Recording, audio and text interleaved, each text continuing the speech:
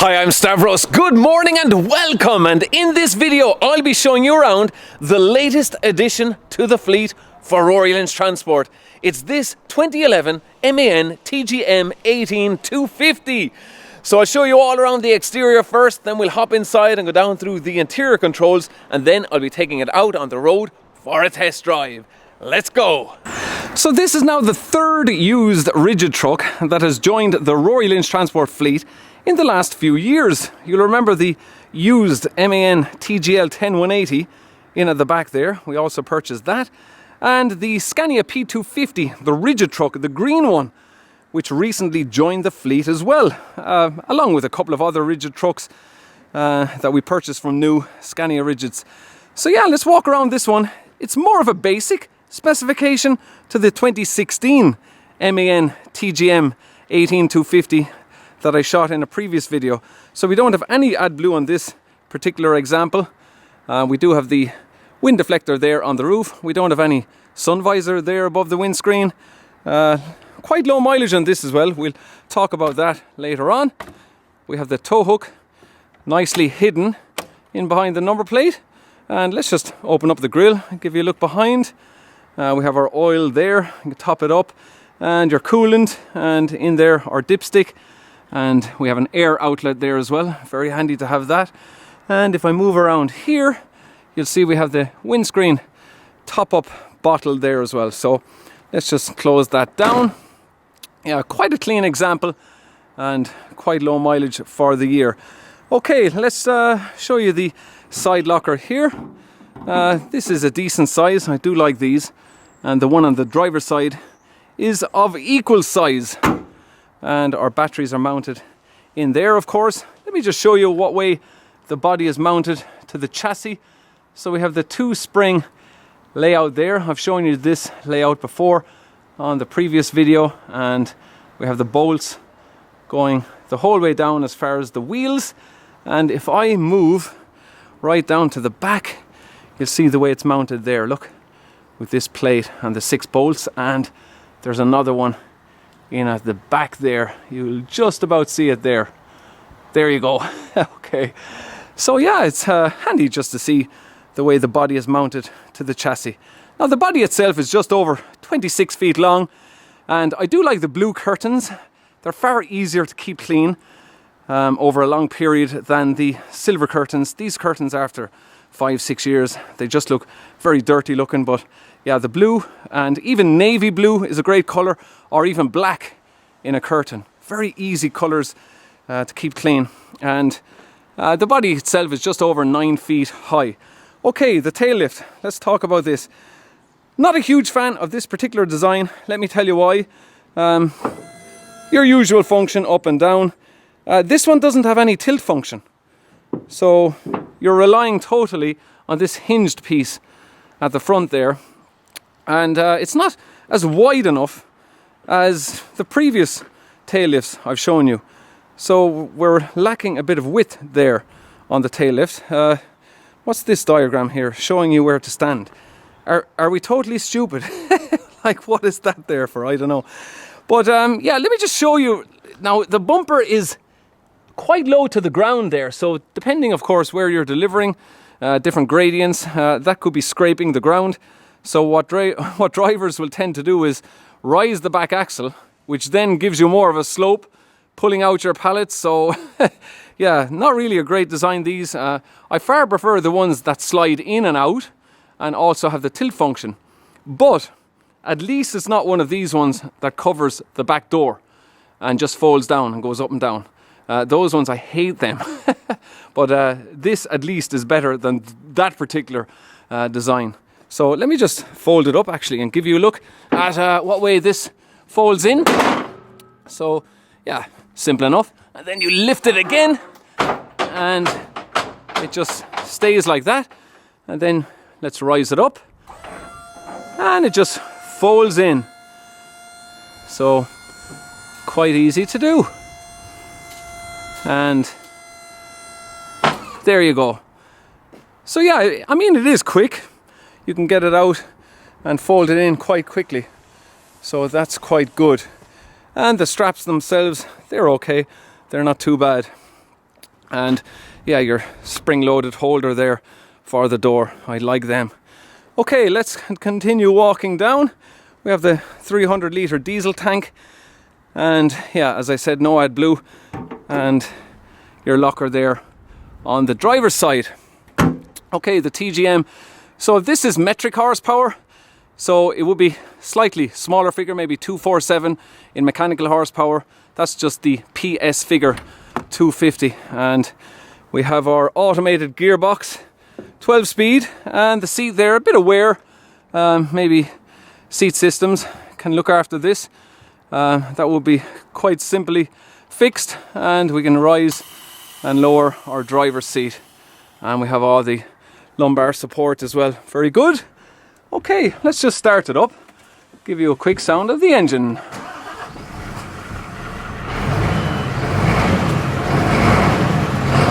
Okay, and we can actually rise the revs. Listen. Now some drivers like doing this when they're doing deliveries of a lot of pallets, and it just saves on the wear of your battery to be able to keep the revs up a bit, and then you can knock it off. So yeah, what's the horn like? There you go. And of course we can go up and down through our gearbox as well. Okay, let's just, yeah, there's the mileage there, guys, look. 391,000 kilometers. That's very low mileage for the year of truck. Very low. Let me just knock it back off. All our functions there for the electric windows. And the mirrors, which are also heated. Controls here, lighting functions, heated seat.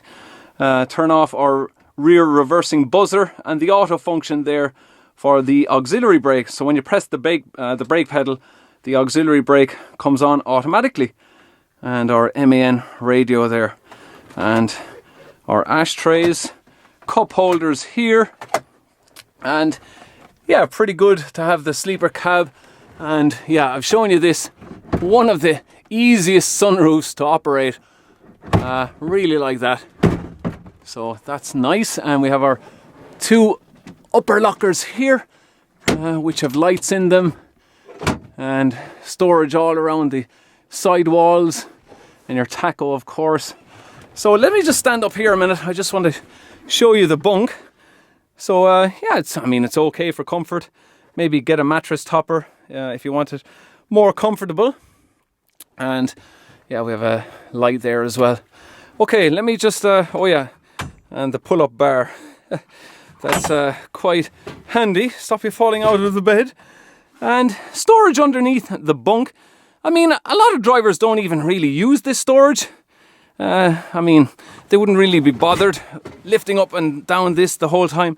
So that would be far handier if it was a pull-out drawer, and we have access there into the side locker. And yeah, you could put a fire extinguisher in there if you wish.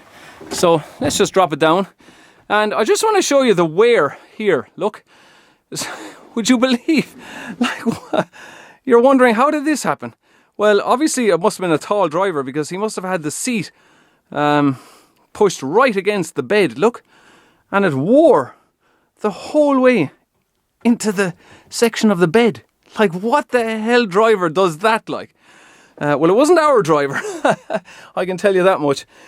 So yeah, the gear selector here. So we have drive maneuver mode, neutral, reverse, and reverse maneuver mode. And over here we have our night heater, and you can open and close the windows from the bed as well. So yeah, the layout of the dashboard, quite simple enough on the MAN. Volume up and down, answer your phone calls, and for going down through different menus on the dashboard, and your cruise control. So yeah, that is pretty much how it looks on the interior of the MAN. Pretty nice cab, and yeah, it was got at a good price, which is why it was purchased. Good price on this truck, and as I said already, the low mileage. So yeah, let's take it for a spin and see how it drives. Okay, so we're almost ready to set off. I can adjust the steering wheel. There's a little button on the floor, so up and down, in and out. So yeah, pretty steady enough. So there is a load on this truck. Not really that heavy a load, but be a small little test today of the TGM 18250. So around 250 horsepower. So let's go. Now I've said it before about these ZF gearboxes when they're changing gear. You know, they're just a bit slow to change up. So 7th gear now, 8th. Yeah, it would be nicer if these gearboxes would change gear faster, just to get it up through the gearbox. And you see there in the rev range as well, we have the green band. When the truck is operating at its most efficient, you'll be able to see it there in the green band. And try it if you can to change up gear when it's in that green band, just to save on fuel. But I mean, you should expect about 11 or 12 miles per gallon from this straight 6-cylinder diesel engine, depending on the weights you're carrying, of course. So as I said before, I spent about 9 years driving rigid trucks before I moved on to the articulated trucks, which I've been driving for 20 years. And let's just make our way through the roundabout, and we'll take it for a quick spin onto the motorway. And you see, sometimes when you're coming into a roundabout, it's just, sometimes you can find yourself in the wrong gear. So it was in 9th gear there, whereas it should have been in 6th gear or maybe 7th. So yeah, sometimes when you're approaching roundabouts with these trucks with the automated gearbox, you're better off maybe just knocking down a gear yourself. Now it's in 7th, you see. Just makes it easier getting into the roundabout and flick up through your gearbox. So it is quite comfortable, and it would be nice if the seat had an armrest. No armrest on the seat, but Seat Systems would be able to get you a seat with an armrest, should you like to have one. Change the whole seat, and that would be quite nice. Okay, oh, we've got a brand new BMW there, 202 reg. Quite nice. Okay, let's just power it up here. I suppose we have about maybe 8 ton on board, around that weight. So let's just get it up to 80 k's and let it cruise away, just to give you a sound of the engine. So yeah, sometimes I wished that I had a tail lift on my trailer. It would make doing deliveries, some of them, really, really easy. Because, you know, hanging around to get like a pallet off or 2 pallets off, when you could just get your tail lift, wheel it off, sign my docket, let me out of here, you know. That's one of the drawbacks. And it's cruising away there. So we can turn on our cruise control and let it cruise away. And as I showed you already, we can go up and down through our gearbox, up into 12th gear there, and still going nice and steady. Now you see, it's sensing a bit of a gradient there, and it dropped down into 11th gear. That wasn't me dropping it down, it did it on its own. So it's only a small bit of a hill here, that's all. So yeah, we're just cruising away there at 80 kilometers, and we're clocking in at 1350 RPM on the rev counter. 1350. So I'm just gonna come off the motorway, and we'll use our auxiliary brake. There you go. And it went down into 10th gear. So optimizing the revs in order to slow the truck down at its most efficient. Look at that, I'm not doing anything. It went into 9th gear there on its own. So that's quite good. And then I'm just going to use my brakes now, just to slow down. So it's getting quite dark at the moment. It is about 6 p.m. in the evening. And we'll come around the roundabouts here and we'll just climb that bit of a hill just to give you an idea of the performance of this truck, how it pulls. Then we'll power it up on the hill. Went down into 6th gear on its own. Okay, we're still in 6th. So I'm just going to let the gearbox do its thing. I'm not going to do anything with the lever there. Let's just see what way it pulls up the hill. Still in 8th gear. Staying in 8th. Is it going to go into 9th at all? There we go, 9th gear. Yeah, it's kind of feeling that bit of a hill, alright. I think I'm too used to all the power in the Arctics, guys. But it's still okay. You know, it's pulling pretty good. So let's just get out onto the motorway. I mean, look, it's only got 391,000 kilometers. That's only 244,000 miles. Which means that this truck did an average of about 27,000 miles per year. That's nothing. Nothing. So that was one of the reasons why this truck was purchased. The low mileage. So we're quite happy with that. And this truck will stay on the fleet for who knows how many years into the future. So yeah, we don't have any idea what next is going to join the fleet. Still deciding, guys. So that will be happening sometime in the new year, of course, in 2021. But this truck just came along and they decided to buy it because good price, low mileage, and the MAN's pretty good truck, so why not buy it? But yeah, I'm just gonna make it back to base, guys, and let's sum up today's video on the MAN.